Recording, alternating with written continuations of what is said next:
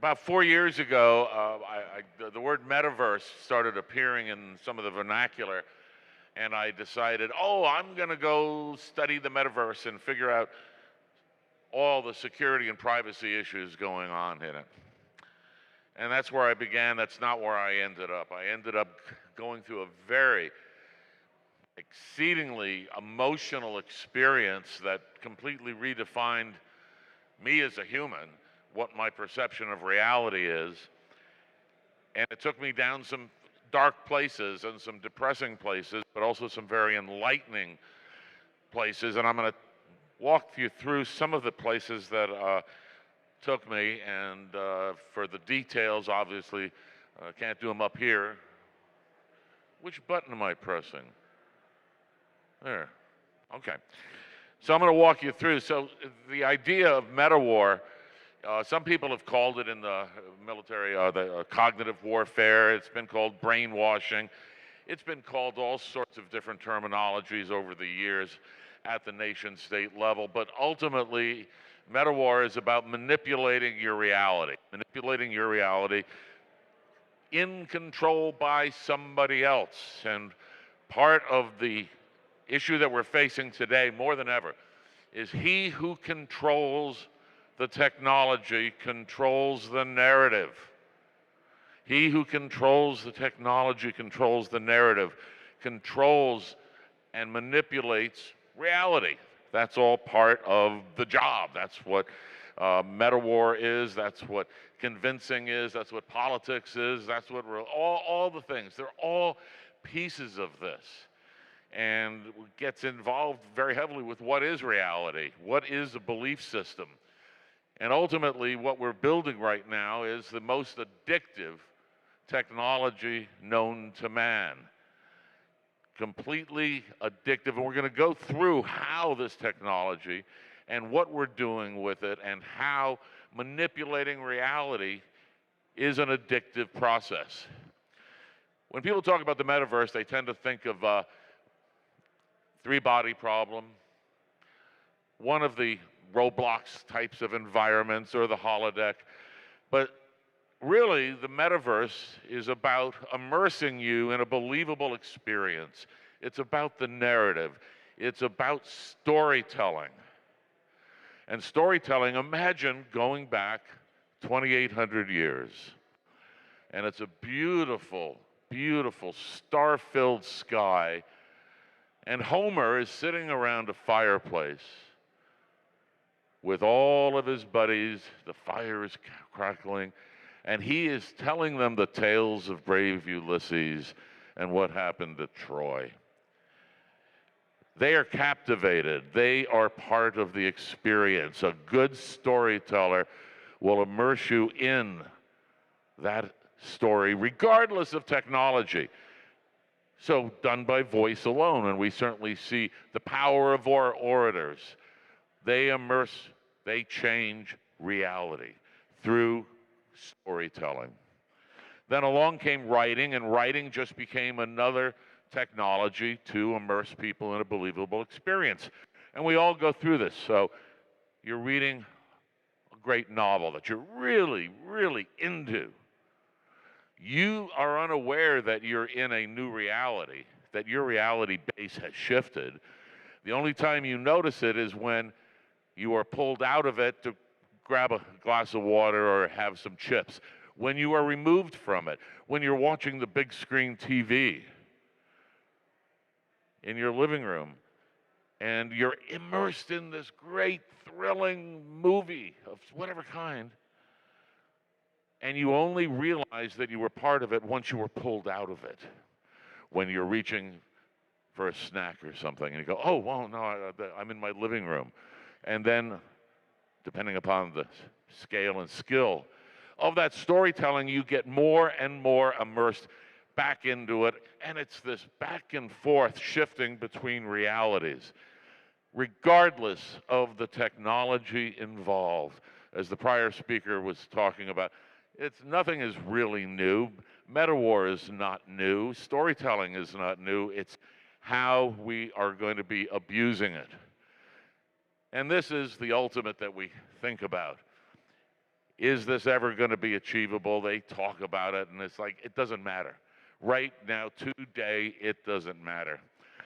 Because as I got more and more involved in this, I was going down roads that I had never pursued before, never thought about, and ultimately started using cybersecurity as the lens to look at this world that we're building around us right now.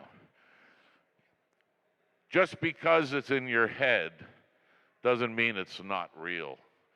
Everything that goes on in your head is part of the reality that you tend to believe. And belief can be a lot of things. Belief can be, yeah, I sort of think it's like this, or it can be hard-coded, total belief that's part of your core being that is unshakable. And it's all somewhere in between. Or is it all bullshit? Does it matter? And ultimately, no, it doesn't matter. Because as the prior speaker said, it's about the bad guys. What can they do? How can they manipulate our reality? Well, the entire thesis is pretty straight ahead. Begins with storytelling.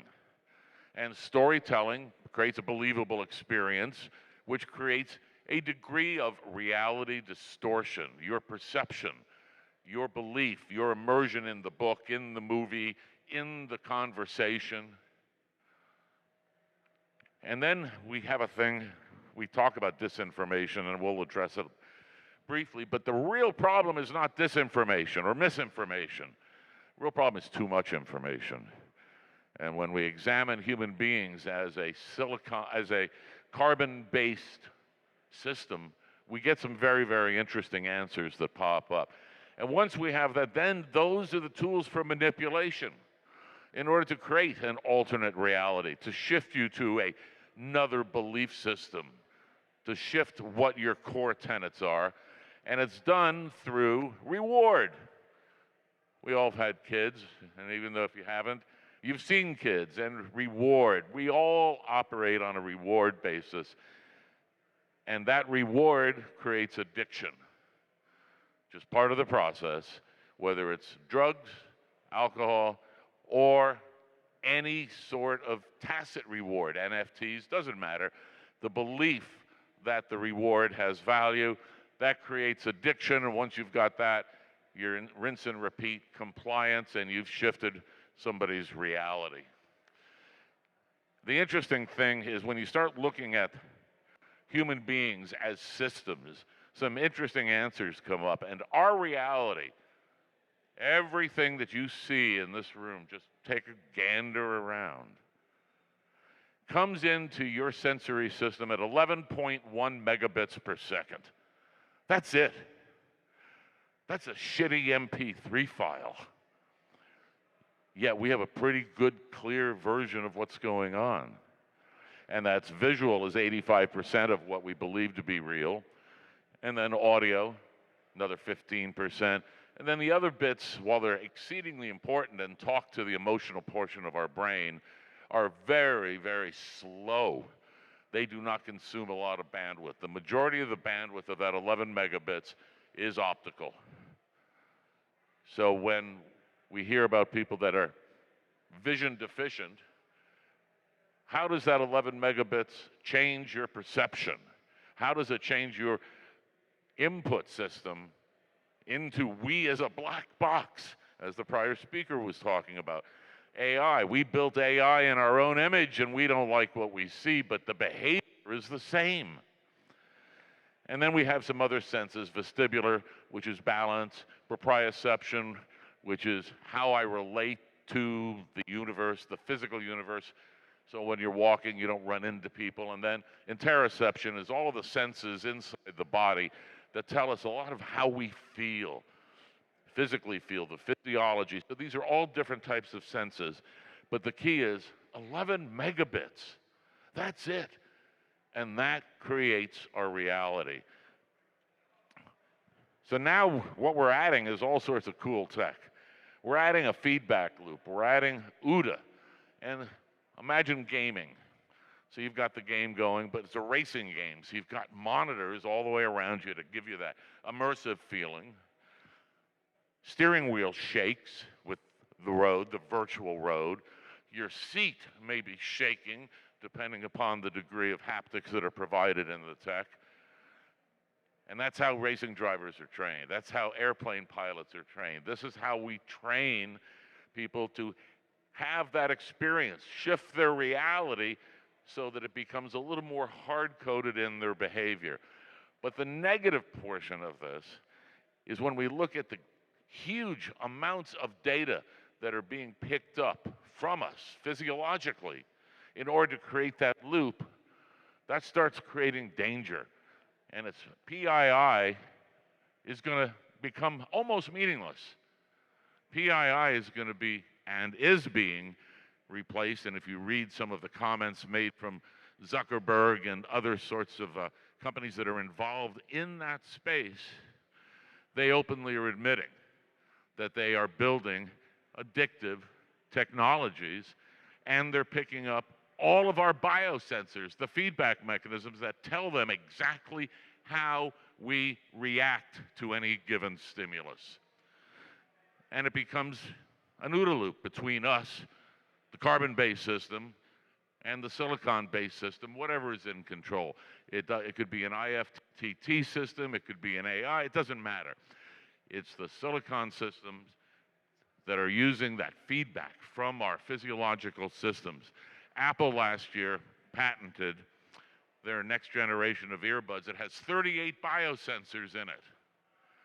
It's going to measure your EKGs. It's going to measure brain waves. It's going to alpha, beta. All of these are now going to be measured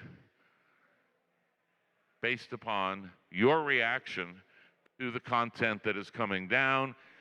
And this is where we're headed. We're headed towards the content being manipulated to create emotional and addictive reactions. No great surprise here. It's in the company's best interests to do that, whether it's advertising, ad tech, big tech, politics, doesn't matter. And it's called orchestration. It's content orchestration. And it's passive content or active content once you've got the OODA loops and those biosensors built into it. And it's only going to get worse. This photo is research that Meta is currently doing. And on the left is an image that they show to a person. That person has brain monitors. When the brain monitors pick up the neural patterns and it goes through processing, the image on the right is what is recreated. We have this technology now. What's going to happen in X number of years when we can do this more remotely? We know that we're going to get more remote on all of our technologies. How far away from your head will we be able to read your neuronal patterns in 2 years, 3 years, 5 years? It's all part of the same process of Metawar. And this is cybersecurity's new attack surface. It's engineering, it's analog engineering, every single bit of this. And how do we manipulate it? How do we control it? And how do we end up defending ourselves against the attacks here? Well, it became obvious to me after a while that because I have a cybersecurity lens and background that it would make sense. Can I do a matrix? Can I put them together and see what comes up? And yes, it turns out that our carbon systems and silicon systems are very, very similar when it comes to looking at it from an attack vector that we're very familiar with. And you notice the first one is DDoS. And I use that as the number one because that is information overload on the human system. We've all seen it. We've all experienced it one way or another. Too much. It's shut up. I don't want to talk. I can't read anymore. I need to meditate. I need to turn the world off. I need to turn off that 11 megabits per second that's impinging itself on my sense of reality. And we look at all of the various aspects of things that are very familiar to cybersecurity folks, and they map very, very neatly. over to cognitive security. And then we have to figure out how are we going to strengthen our mental immune system. In order to do that, we have to recognize that we fundamentally have two brains. This is very basic. It's a lot more complicated than that because there's actually hundreds of systems. The two predominant ones, system one is our knee-jerk reaction. It's what lets us survive. System two is slow. It's thoughtful. It's when we actually spend time thinking. System two takes a huge amount of energy. It can be really tiring thinking all the time, can't it, Rich? Are you thinking now, Rich? No, don't think, because it's tiring. And so we have to shut ourselves down because of too much information. System one, it's on all the time. Something interesting. System one processes roughly between 320 and 400 billion bits per second. That's a whole boatload of processing that's invisible to us, that keeps humans in survival, that lets us live. System two, somewhere between 2 and 4 kilobits, 100 million times less processing. So I ask you just to ask yourselves, who is really in charge? Your system one or system two? We were not built to survive silicon systems. We were built to survive nature. Lions, tigers, bears, oh my. Don't drink the dirty water. Because fundamentally we are evolutionary scales and we have adapted. Our immune system, our mental immune system has strengthened to survive in nature. But we have a really poor job thus far of coexisting with technology. And our belief systems about technology tend to fall into our system one. Oh, if the computer says it, it's probably true, right? Unless we are tuned or our mental immune system is strengthened to have increased levels of doubt, which we'll get into in a bit. We expect technology to do all of these things, and by and large, it's wrong. These are what we have been told. Earlier, somebody was talking about what vendors are saying with AI. Yeah, there's an awful lot going on behind the scenes before we accept what vendors are saying. Our survival mechanisms, it's called the 6 F's. And when I'm walking down the street of a city and I hear a horn, suddenly there's this horn blaring. My system one takes over and it goes into flee, flight, freeze, fight, or fawn mode. Absolutely natural way to survive. Worms that have 302 neurons can survive. They eat, they excrete, and they can avoid chemicals that are hostile to them. Same thing that we do. And then evolutionary primal needs is the continuation of the species as part of long-term survival versus individual. And then our relationship with tech. We all have been here.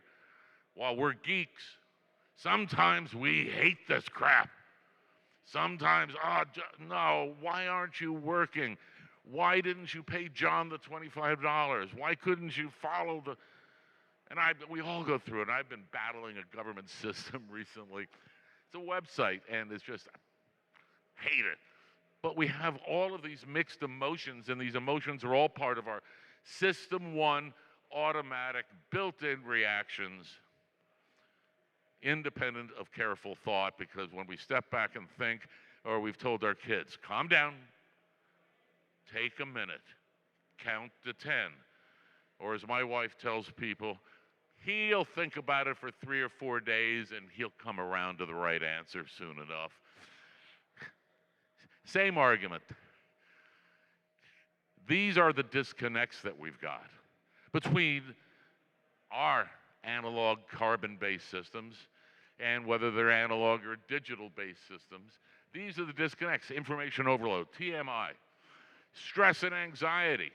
We read about it, we all experience it, we've seen it. We know people that are on various spectrums that all have interactions with technology and some level of stress.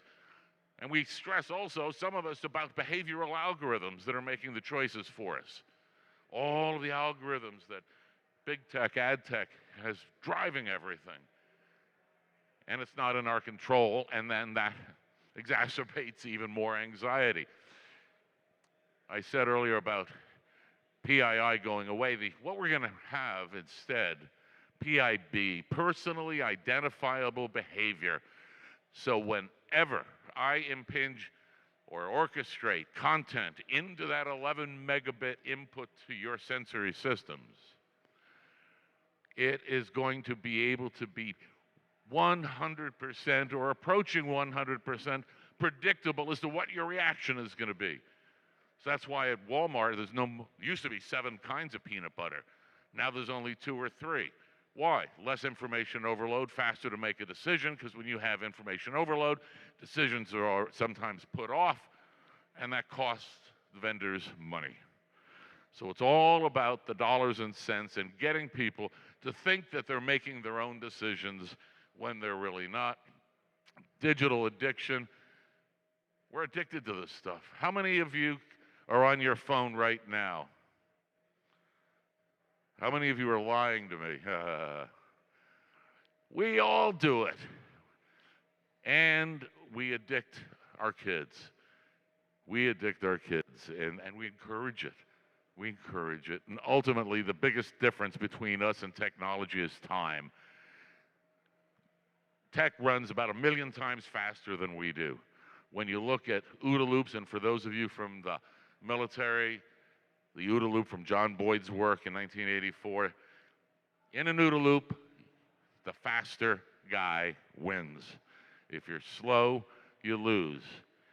And this is ultimately part of the disconnect between us, time, and technology that affect all of these various layers.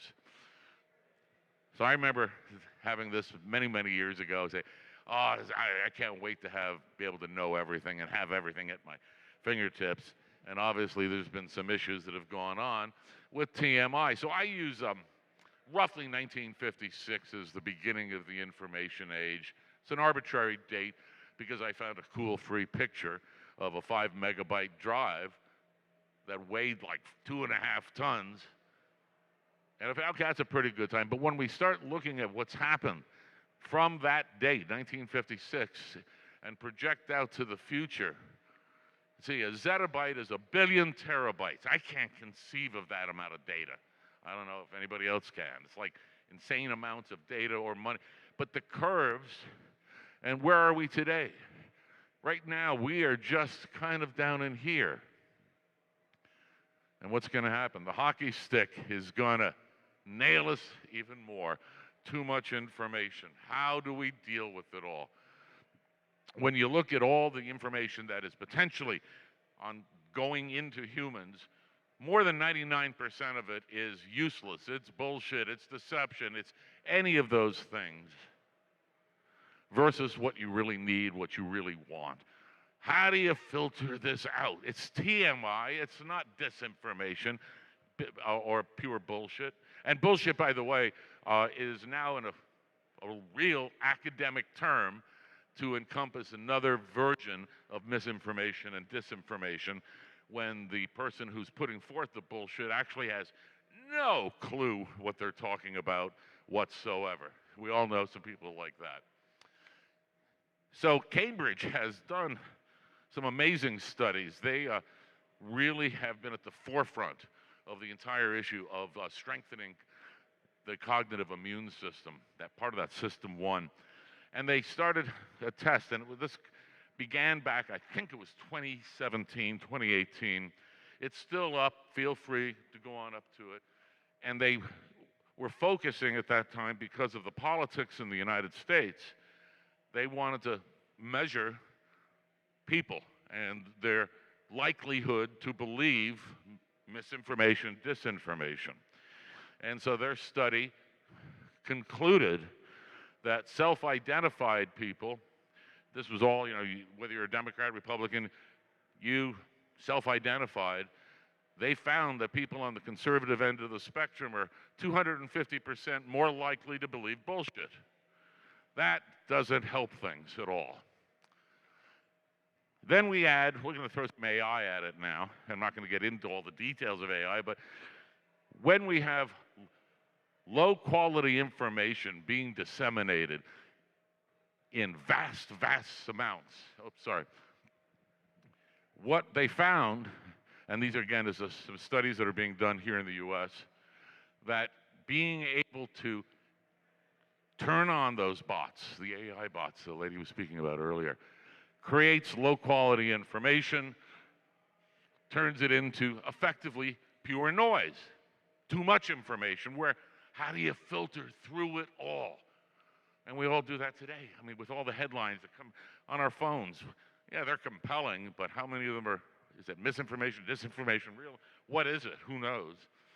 And in their studies, they found, oddly enough, that the perpetrators of low quality information was the same self-identified group as people who are susceptible to misinformation and disinformation. What does this mean? What does it mean sociologically? What does it mean politically? I don't know. But that's why when we're looking at Metawar, when we're looking at all of these spaces, we need a lot of people with different disciplines to help us analyze, because I don't know what this means. But the data is there, and somebody that's a lot smarter than me in another field can work on it. We have to coexist with technology that judges us. How many of us really like being judged by others? How many of us like being judged by a computer or a flawed LLM? That's what the reality is. How are we going to deal with this, with the anxiety that's associated with it? How many of you don't need hands, get your credit report, Credit Karma or Experian or whatever, and you click, and don't tell me your heart doesn't palpitate a little bit just to wonder, I wonder who's screwing me on my credit report.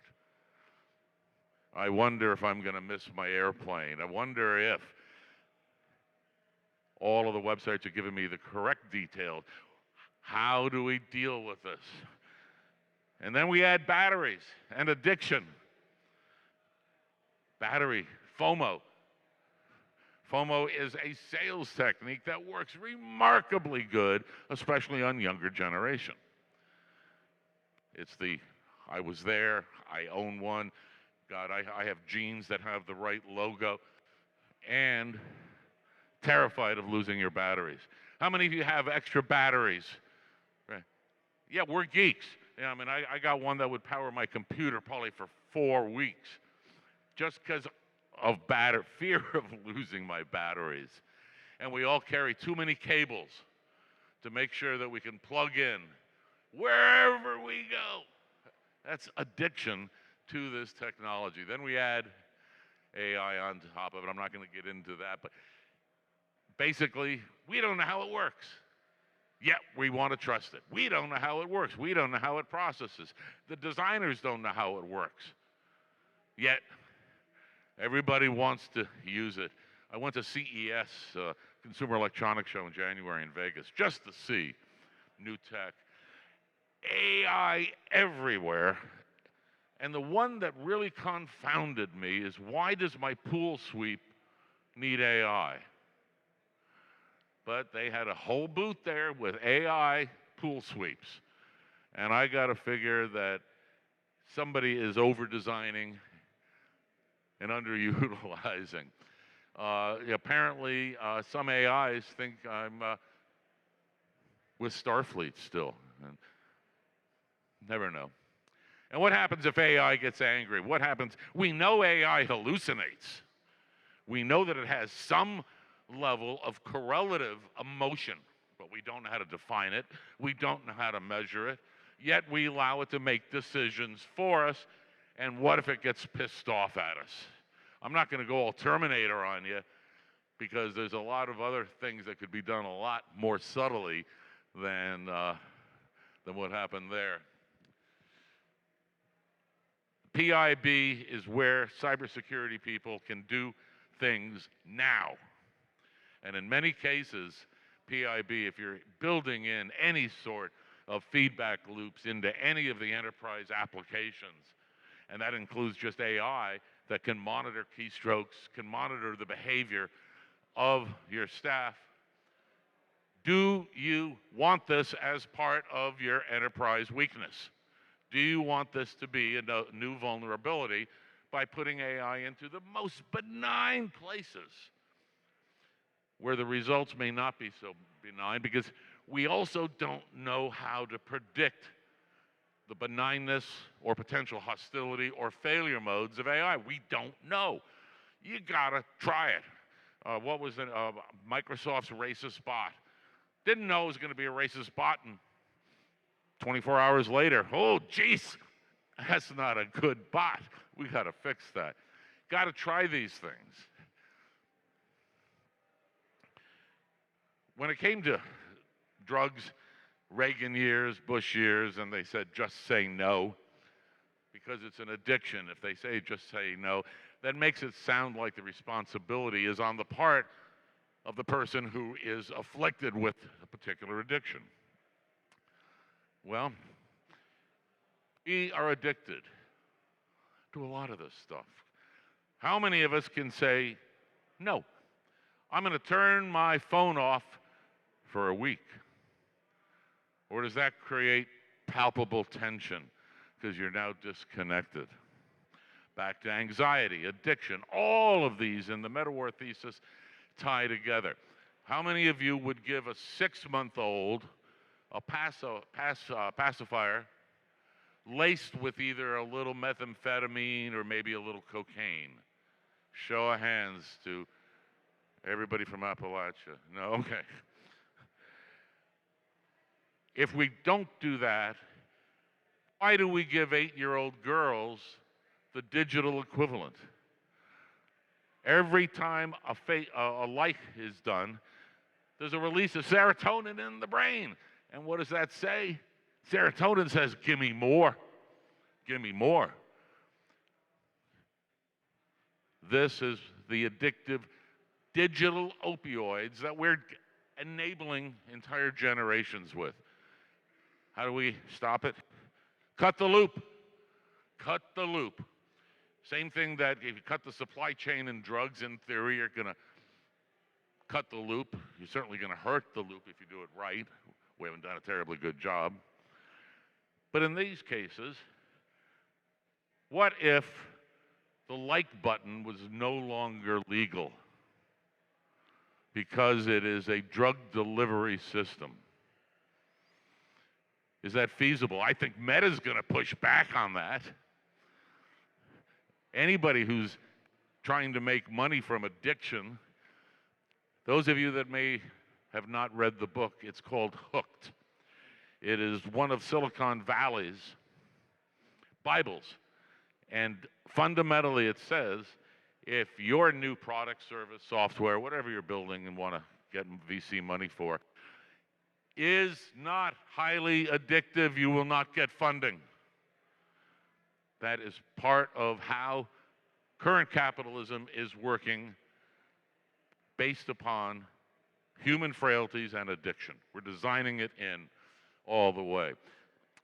So the question is, with strengthening the mental immune system, I got to get System 1 to hand over some control to System 2.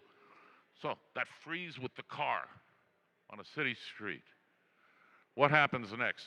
The brain automatically, if it's tuned and had some experience, which trains System 1, will automatically judge distance.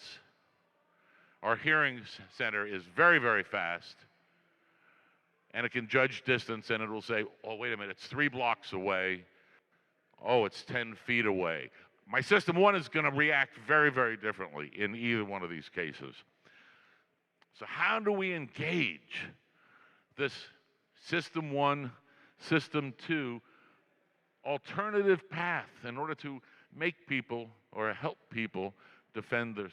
And it's called pausing. That's all it is. Same thing with kids. Pause, take a breath, sort it out. Cybersecurity, we do an awful lot of pausing, don't we? We go into deeper analysis. We have our primary detection system, and if it sees something really wonky, it's going to go off and talk to another detection system that's going to either pause the primary process, do deeper analysis using technical system 2 as a metaphor to find out really what's going on. Nothing new here. Cybersecurity world, we know this. In the real engineering world, we know this. In the analog world, we know how all of this works. And we need to grab attention. Everything today is about the attention economy. If I retain your attention and I get you stuck on a particular platform for longer, you will statistically spend more money. It's got to be sticky. Got to grab your attention. And we know how to grab attention. There's a few things up there. And we do it with kids. We do it in education, hopefully, in order to improve ourselves. And ultimately, it's going to come down to something fairly simple based upon hundreds of years of research that really came out first in 1961 by Dr. McGuire, who was working on how do we fight brainwashing? How can we help people who have been brainwashed? Remember, this is the era of the Manchurian Candidate kind of thinking. And so he wanted to figure out how do we get people unbrainwashed. And he called it inoculation. I'm not really a fan of that word, especially after COVID, but it is part of the vernacular in academia now. How do you do the vaccine? What's it called? And it's called pre-bunking. Anybody ever hear of pre-bunking? Pre-bunking means I'm going to tell you that I'm going to lie to you. I'm going to give you a story made up, and I'm going to tell you that I'm going to make it up. What does that do to your system one? Your system one becomes a little more aware. Little bit more aware, because the second set of pre-bunking is for me to actually feed you a piece of data that will either agree with or contradict with the lie that I just told you. What they found, and part of the studies that were done from the 60s, disappeared because they weren't politically popular back then, and didn't reappear until some Dutch researchers working at Cambridge University decided to ask very similar questions. How can pre-bunking be used? How can it be force amplified to have a bigger and bigger effect? And the examples, this one's from Melbourne, Australia. He did the climate change disinformation campaigns out of George Mason University. And it's very simple. A little bit of fake news and a dollop of explanation, and we can inoculate people against disinformation by explaining the techniques, not the data, not the facts, not anything that's potentially contentious, just the mechanism that is in operation inside of here and how it is manipulated. We know that people do not react well to being told they're wrong. Maybe in this community we're a little more used to it. But generally people don't like being told they're wrong. Oh, no, that's insane. Well, and then you hear one of the fallacies that I really like is, just go look it up. You'll find it on the internet, which to me means they have no earthly clue what the hell they're talking about. Go look it up. No, you show me the URL. It's your tale. Justify. And again, pre-bunking tunes and conditions the system one brain to pause. That's all it does. Pause. Now they found that after one game, and there's various games, take a look at them. A Cranky Uncle is one, Bad News is another, Harmony Square. There's several hundred of these, and one of the ladies who is the forefront of this will be speaking tomorrow on this exact topic about critical thinking and how we need to build it into cybersecurity as well as education and what have you.